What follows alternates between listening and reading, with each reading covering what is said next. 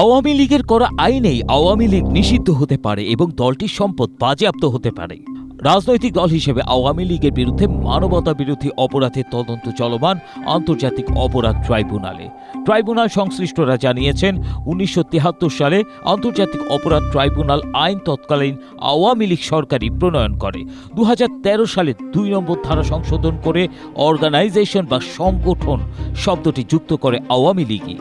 এখন এই আইনেই রাজনৈতিক দল হিসেবে আওয়ামী লীগের বিরুদ্ধে মানবতা বিরোধী অপরাধের বিচারের লক্ষ্যে এগুচ্ছে সরকার। অর্থাৎ আওয়ামী লীগের করা আইনেই ফেঁসে যাচ্ছে আওয়ামী লীগ। দৈনিক যুগান্তরের এক প্রতিবেদন থেকে জানা যায়, স্বাধীন বাংলাদেশে আওয়ামী লীগ দ্বারা যত অপরাধ কর্মকাণ্ড সংগঠিত হয়েছে তার সবগুলো তদন্ত হচ্ছে।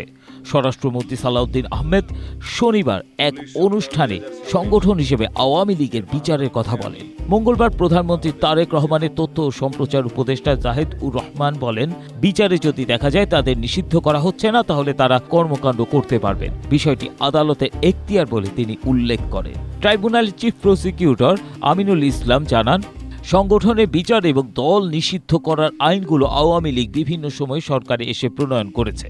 অন্য কোনো সরকার কখনোই কিন্তু এই জাতীয় আইন প্রণয়ন করেননি। অতীতে আওয়ামী লীগ আইনটি অব্যাহতভাবে ব্যবহার করেছে। একই আইনে বর্তমানে 2024 সালে সংগঠিত মানবতা বিরোধী অপরাধের বিচার চলছে।